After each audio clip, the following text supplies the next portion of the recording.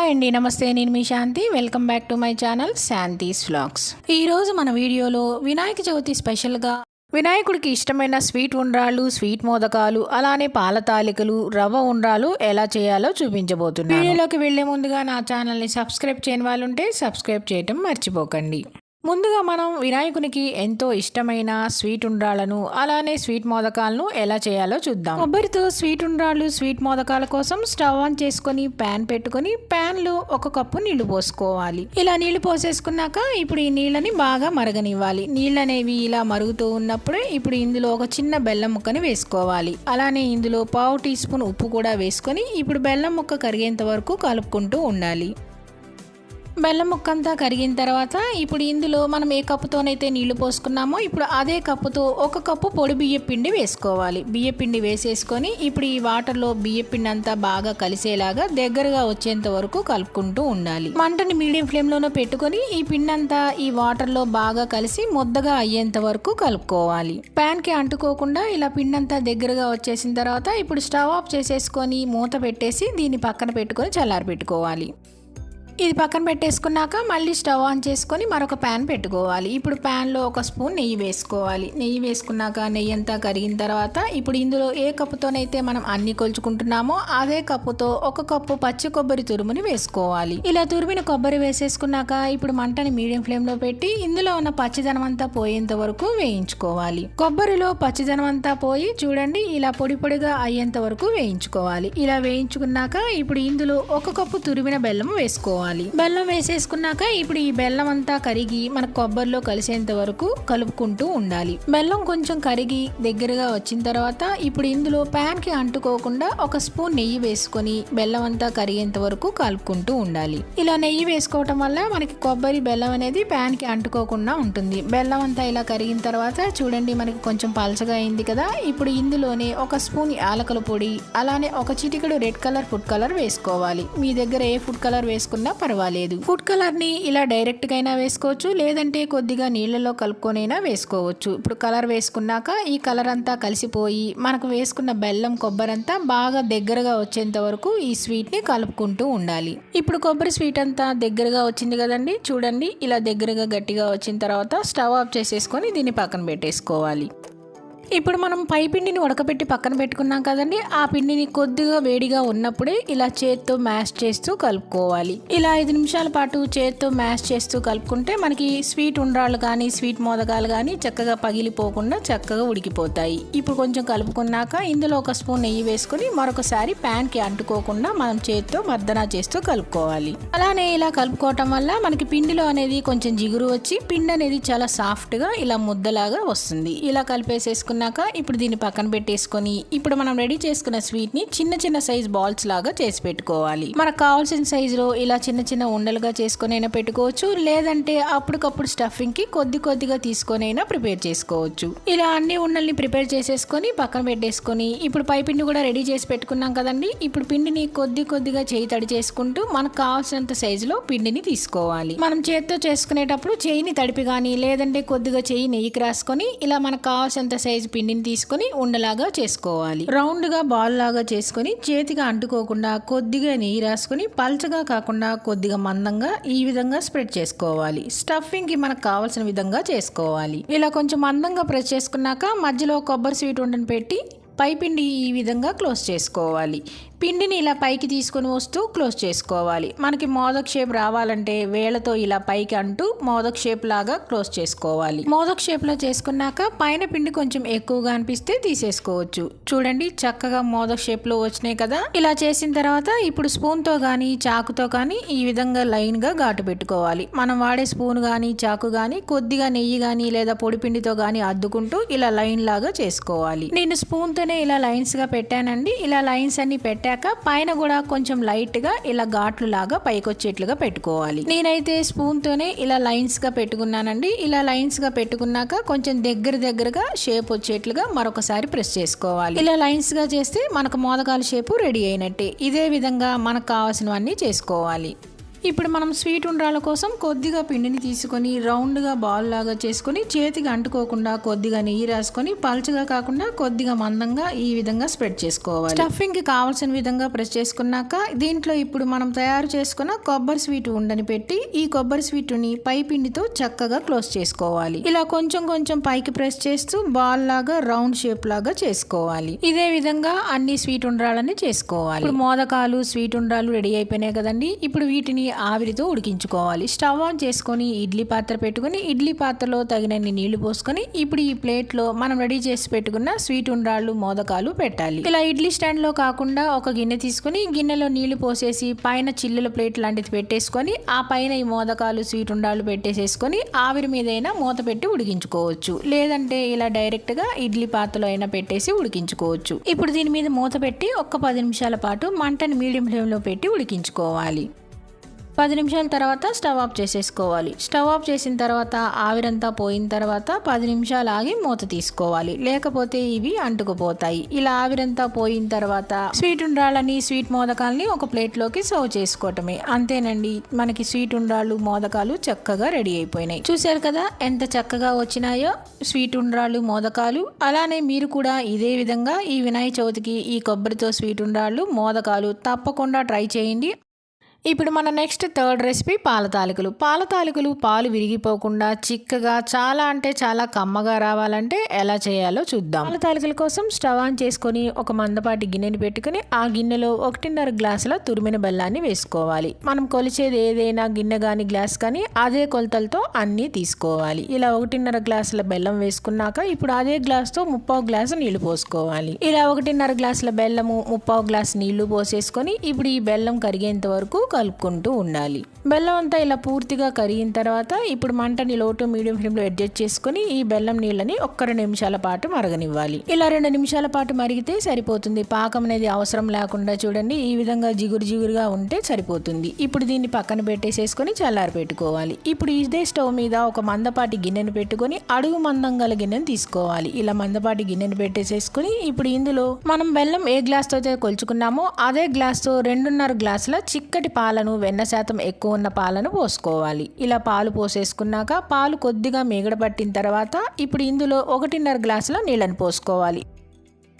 ఇలా చిక్కటి పాలను కనుక పోసుకుంటే మనకు పాల తాలికలు అనేవి చాలా కమ్మగా వస్తాయి. ఇలా పాలు పోసేసుకున్నాక ఇప్పుడు ఈ పాలని ఒక పొంగు వచ్చేంత వరకు మంటని మీడియం ఫ్లేమ్లో పెట్టి ఉంచుకోవాలి. ఇలా చూడండి ఇలా పొంగు వచ్చి మేగడ కట్టింది కదా. ఇప్పుడు ఇందులో మనం ఒక 3 టేబుల్ స్పూన్ల సగ్గు బియ్యాన్ని పాలల్లో 1 గంట పాటు ఇలా నానబెట్టుకోవాలి. ఇలా నానబెట్టుకున్న సగ్గు బియ్యాన్ని ఇప్పుడు పాలు కొద్దిగా మరిగినాయి కదండి. ఇప్పుడు ఆ పాలల్లోకి ఈ సగ్గు బియ్యాన్ని వేసేసుకోవాలి. పాలల్లో ఇలా సగ్గు బియ్యం నానబెట్టడం వల్ల మనకి సగ్గు బియ్యం తొందరగా నానతాయి. అలానే పాల తాలికలు మనకి తెల్లగా కూడా వస్తాయి. ఇలా ఒకసారి సగ్గుబియ్యం వేసేసుకున్నాక సగ్గుబియ్యం అంతా కలిసేలా ఒకసారి కలిపేసేసుకొని ఇప్పుడు ఈ సగ్గుబియ్యం ఉడికేంత వరకు మంటను మీడియం ఫ్లేమ్ లో పెట్టి ఉడికించుకోవాలి. సగ్గుబియ్యం ఉడికేలోపు మనం తాలికల్ని రెడీ చేసుకుందాం. ఒక ప్లేట్ తీసుకొని ఆ ప్లేట్ లోకి జల్లెడ పెట్టేసుకొని మనం బెల్లం పాలు ఏ గ్లాస్ తో అయినా కొలుచుకున్నామో అదే గ్లాస్ తో 1 గ్లాసు పొడి బియ్య పిండి వేసుకొని ఆ బియ్య పిండిని జల్లించుకోవాలి. ఇలా బియ్య పిండి జల్లించుకోవటం వల్ల ఇందులో డస్ట్ ఏమైనా పోతుంది. మనం తాలికలు చేసుకునేటప్పుడు మనకి చాలా సాఫ్ట్ గా తాలికలు అనేవి వస్తాయి. ఇలా బియ్య పిండి జల్లించేసుకున్నాక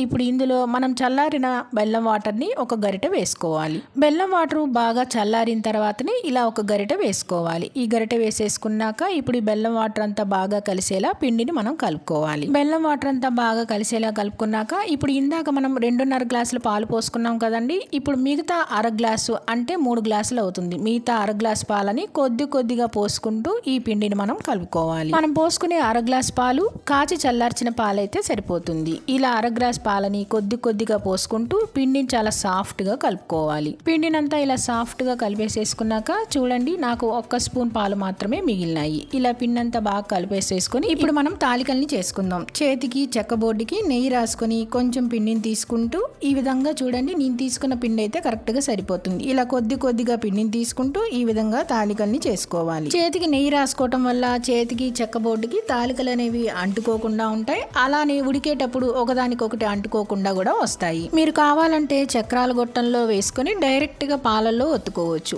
పాలల్లో సగ్గుబియ్యం ఉడికిన తర్వాత గొట్టంలో ఈ పిండిని పెట్టి మంటను మీడియం ఫ్లేమ్లో పెట్టుకుని డైరెక్ట్గా తాలికల్ని ఒత్తుకోవచ్చు. మనకి తాలికలు చేత్తో చేయడానికి కొంచెం టైం పడుతుంది కాబట్టి మురుకుల గొట్టంలో పిండిని పెట్టేసి తాలికల్ని ఒత్తుకోవచ్చు. మురుకుల గొట్టంలో వేసుకుని ఒత్తుకుంటే మనకి టైం కూడా ఎక్కువగా పట్టకుండా తొందరగా అయిపోతుంది. మొత్తం పిండిని తాలికలుగా చేసేసుకున్నాక ఇప్పుడు కొద్దిగా నిమ్మకాయ సైజ్ అంత పిండిని పక్కకు తీసుకోవాలి. ఇప్పుడు ఈ పిండిని ఒక బౌల్ తీసుకొని ఆ పిండి ముద్దని బౌల్లో పెట్టేసి కొద్దిగా నీళ్లు పోసుకుంటూ దీన్ని కొంచెం పిండిని పల్చగా చేసుకోవాలి. ఇలా పిండిని కొద్దిగా నీళ్లు పోసుకొని చిక్కగా కలిపేసేసుకొని పిండిని పక్కన పెట్టేసుకోవాలి. ఇది ఇలా పక్కన పెట్టేసుకున్నాక ఇప్పుడు మనం పాలల్లో సగ్గుబియ్యం ఉడికినాయో లేదో చూద్దాం. చూడండి, సగ్గుబియ్యం కూడా చక్కగా ట్రాన్స్పరెంట్ గా ఉడికిపోయినాయి. ఇలా సగ్గుబియ్యం ఉడికిన తర్వాత ఇప్పుడు మనం రెడీ చేసి పెట్టుకున్న తాలికల్ని వేసేసుకోవాలి. తాలికలు వేసాక గరిటతో అస్సలు కదపకుండా ఒక స్పూన్ నెయ్యి వేసుకొని మూత పెట్టేసేసి లో ఫ్లేమ్ లో ఉడికించుకోవాలి. మధ్య మధ్యలో మూత తీసి తాలికలను అడుగంటకుండా మధ్య మధ్యలో కలుపుకుంటూ ఉండాలి. ఫ్లేమ్ ని లో ఫ్లేమ్ లోనే పెట్టి ఉడికించుకోవాలి. తాలికలు కొద్దిగా ఉడికినాయి కదండి, ఇలా ఒకసారి కలిపేసేసుకున్నాక మళ్ళీ దీని మీద మూత పెట్టేసేసి ఉడికించుకోవాలి. ఇప్పుడు మరొక పక్క స్టవ్ ఆన్ చేసుకుని ప్యాన్ పెట్టుకుని ప్యాన్ లో 4-5 టేబుల్ స్పూన్ల దాకా నెయ్యి వేసుకోవాలి. నెయ్యి వేసేసుకున్నాక ఇప్పుడు ఇందులో డ్రై ఫ్రూట్స్ వేసుకోవాలి. బాదం పప్పు, జీడిపప్పు, కిస్మిస్ వేసుకోవాలి. అలానే ఇందులో ఒక చిన్న ఎండు కొబ్బరి చిప్పని తీసుకొని చిన్న చిన్న ముక్కలుగా కట్ చేసేసుకొని ఆ ముక్కలను కూడా వేసుకొని వేయించుకోవాలి. ఇప్పుడు వీటన్నిటిని ఎర్రగా వేగేంత వరకు వేయించుకోవాలి. డ్రై ఫ్రూట్స్ అన్ని ఇలా వేగిన తర్వాత ఇప్పుడు స్టవ్ ఆఫ్ చేసేసుకొని దీన్ని పక్కన పెట్టేసుకోవాలి. ఇప్పుడు మరొక పక్క తాలికలు ఉడికినాయో లేదో చూద్దాం. తాలికలు మూత తీసేసి మరొకసారి కలుపుకోవాలి. చూడండి, చక్కగా ఉదానికోటి అంటుకోకుండా చక్కగా ఉడికినాయి కదా. కలుపుకునేటప్పుడు ఫాస్ట్ గా కలుపుకోకుండా బాగా నిదానంగా కలుపుకుంటూ ఉండాలి. తాలికలు ఉడికినాయో లేదో ఒకటి తీసుకొని ఇలా గరిటతో మనం కనుక కట్ చేస్తే తాలిక అనేది విరిగితే చక్కగా ఉడికిపోయినట్టే. ఇలా తాలికలు ఉడికిపోయినాయి కదండి. తాలికలు ఒకదానికొకటి అంటుకోకుండా పైకి తేలుతున్నాయంటే ఉడికినట్టే. తాలికలు ఉడికినాయి కదా. ఇప్పుడు మనం ఇందులో చిక్కదనం కోసం మనం కలిపి పెట్టుకున్న బియ్యపిండి మిశ్రమాన్ని వేసుకొని నిదానంగా కలుపుకోవాలి. బియ్యపిండి మిశ్రమం వేసేటప్పుడు చూడండి, ఇలా ఒకసారి స్పూన్ తో కలిపేసేసుకొని ఆ బియ్యపిండి మిశ్రమాన్ని వేసుకోవాలి. మనం వేసుకున్న బియ్యపిండి మిశ్రమం అంతా ఇలా నిదానంగా గరిటతో బాగా కలిసేలాగా కలిపేసేసుకోవాలి. ఇలా కలిపేసుకున్నాక మూతని కొంచెం పక్కగా పెట్టుకుని లో ఫ్లేమ్ లో పెట్టి చిక్కబడేంత వరకు ఉడికించుకోవాలి. ఇప్పుడు మనం మూత తీసి మళ్ళీ ఒకసారి కలుపుకోవాలి. మనం బియ్యపిండి మిశ్రమం వేసాం కదండి, అది చిక్కబడిందో లేదో ఒకసారి గరిటతో అంతా కలిసేలాగా కలుపుకుంటే చూడండి బాగా చిక్కగా అయింది కదా. ఇలా కలిపేసేసుకున్నాక ఇప్పుడు ఇందులో ఒక స్పూన్ యాలకుల పొడి వేసుకోవాలి. యాలకుల పొడి అంతా ఒకసారి కలిసేలాగా కలిపేసుకోవాలి. చూడండి, పాల తాలికలు ఈ విధంగా చిక్కగా ఉండాలి. గరిటెకు కూడా ఆ చిక్కదనం అనేది తెలుస్తుంది కదా. ఇప్పుడు స్టవ్ ఆఫ్ చేసేసుకొని పూర్తిగా చల్లారిన బెల్లం వాటర్ ని వేసేసుకోవాలి. బెల్లం సిరప్ పూర్తిగా చల్లారింది వేసుకోవాలి. అలాగే స్టవ్ ఆఫ్ చేసి ఉండాలి. బెల్లం వాటర్ అంతా ఒకసారి అంతా బాగా కలిసేలాగా నిదానంగా కలుపుకోవాలి. ఇలా బెల్లం సిరప్ ని స్టవ్ ఆఫ్ చేసి వేసుకోవటం వల్ల పాలు విరిగిపోకుండా ఉంటాయి. అలానే బాగా కలిపేసేసుకొని మూత పక్కకు పెట్టేసుకొని ఒక 5 నిమిషాల పాటు ఉడికించుకోవాలి.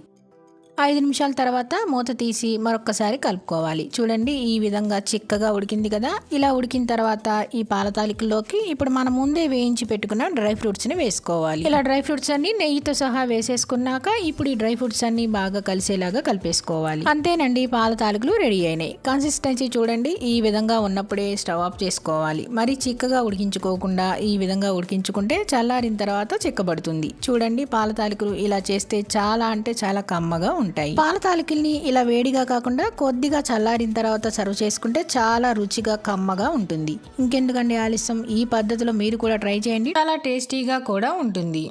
నెక్స్ట్ మన 4వ ప్రసాదం రవ్వ ఉండ్రాళ్ళు. ఈ రవ్వ ఉండ్రాళ్ళు వినాయకునికి చాలా అంటే చాలా ఇష్టం. ఈ రవ్వ ఉండ్రాళ్ళను కేవలం 10 నిమిషాల్లోనే కుక్కర్లో ఈజీగా ఎలా చేయాలో చూద్దాం.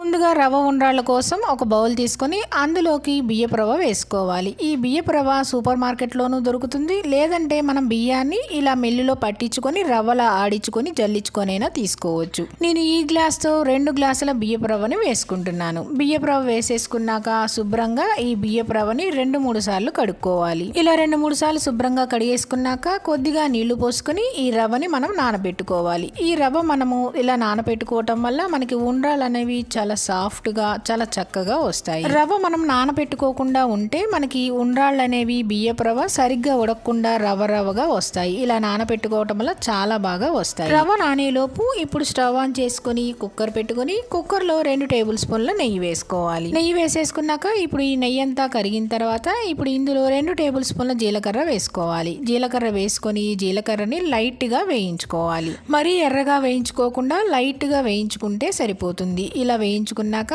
ఇప్పుడు ఇందులో 1 కప్పు పచ్చిశనగపప్పు తీసుకొని ఆ పచ్చిశనగపప్పును కూడా వేసుకొని లైట్గా వేయించుకోవాలి. మనం తాలింపు గింజలు వేయించుకుంటాం కదండి, అలా మరి పూర్తిగా వేయించుకోకుండా ఈ పచ్చిశనగపప్పుని జీలకర్రని రెండిటిని లైట్గా వేయించుకుంటే సరిపోతుంది. మరి ఎక్కువగా మాడనివ్వకుండా చూడండి ఈ విధంగా వేయించుకుంటే సరిపోతుంది. ఇలా పచ్చిశనగపప్పు వేగిన తర్వాత ఇప్పుడు ఇందులో మనం ఏ గ్లాస్తోనైతే రవ్వను కొలుచుకున్నామో ఇప్పుడు అదే గ్లాస్తో నీళ్ళను పోసుకోవాలి. నేను 2 గ్లాసుల బియ్యపు రవ్వ తీసుకున్నానండి. అదే గ్లాస్తో 1 గ్లాసుకి 3 గ్లాసుల నీళ్ళ చొప్పున 2 గ్లాసుకి 6 గ్లాసుల నీళ్ళని పోసుకోవాలి. నీళ్ళన్నీ ఇలా పోసేసుకున్నాక ఇప్పుడు ఇందులో రుచికి సరిపడినంత ఉప్పు వేసేసుకొని ఇప్పుడు ఉప్పు అంతా బాగా కలిసేలా ఒకసారి గరిటెతో కలుపుకోవాలి.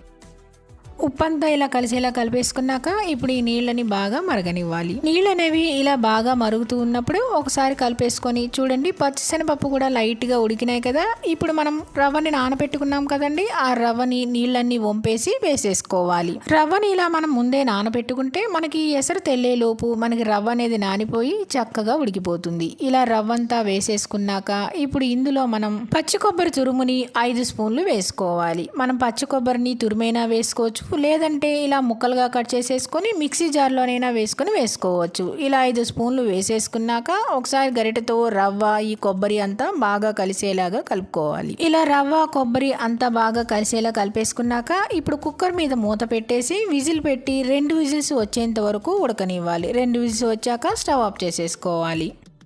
2 విజిల్స్ వచ్చి ఆవిరంతా పోయాక కుక్కర్ మూత తీసుకోవాలి. చూడండి కుక్కర్ మూత తీసాక మనకి రవ్వ అనేది చక్కగా ఉడికిపోయింది కదా. ఈ రవ్వ అంతా కిందకి పైకి బాగా కలిసేలాగా కలిపేసేసుకోవాలి. ఇలా కుక్కర్లో వండుకోవటం వల్ల చూడండి మనకి రవ్వ అనేది చాలా మెత్తగా ఉడికింది. ఇలా మొత్తం బాగా కలిసేలా కలుపుకున్నాక ఇప్పుడు దీన్ని కొద్దిగా చల్లారపెట్టుకోవాలి. ఇలా చూడండి చేత్తో పట్టుకుంటే కొంచెం గోరువెచ్చగా ఉంటుంది కదా, ఆ విధంగా ఉన్నప్పుడు మనం ఉండ్రాళ్ళను చేసుకోవాలి. ఇలా కొద్దిగా వేడిగా ఉన్నప్పుడే మనం ఉండ్రాళ్ళను చేసుకుంటే మనకు ఉండ్రాళ్ళు కూడా చక్కగా వస్తాయి. ఇప్పుడు కొద్దిగా ఒక బౌల్లో నీళ్లు తీసుకొని ఆ నీళ్ళని కొద్దిగా చేత్తో తడుపుకొని కొద్దిగా మిశ్రమాన్ని తీసుకొని ఉండ్రాళ్ళలాగా చుట్టుకోవాలి. మీకు కావాలంటే ఇలా నీళ్లతో కాకుండా కొద్దిగా చేతికి నెయ్యి రాసుకొనైనా ఉండ్రాళ్ళను తయారు చేసుకోవచ్చు. మనకు కావాల్సినంత మిశ్రమం తీసుకొని లైట్గా ఇలా చేత్తో ప్రెస్ చేసేసి రౌండ్ షేప్ లో ఉండ్రాళ్ళలాగా చేసుకోవాలి. చూసారు కదా రౌండ్ షేప్ లో చక్కగా బాగా రవ్వ అనేది ఉడికి మనకు ఉండ్రాళ్ళు తయారైనాయి. ఈ విధంగానే అన్ని ఉండ్రాళ్ళని చేసుకోవాలి. చూశారు కదా ఈ వినాయక చవితి స్పెషల్గా ఈ 4 రకాల ప్రసాదం రెసిపీస్ని ఇవి మీరు కూడా తప్పకుండా ట్రై చేయండి. ట్రై చేసి మీకు ఎలా వచ్చిందో కామెంట్స్లో తెలియజేయడం మర్చిపోకండి. చూశారు కదా వినాయక చవితి స్పెషల్ ప్రసాదాల వీడియోని నచ్చితే కనుక లైక్ చేయండి. అలాగే మీ ఫ్రెండ్స్కి కూడా షేర్ చేయండి, సబ్స్క్రైబ్ చేయండి. మరిన్ని అప్డేట్ కోసం కిందన్న బెల్ ఐకాన్ని క్లిక్ చేయండి.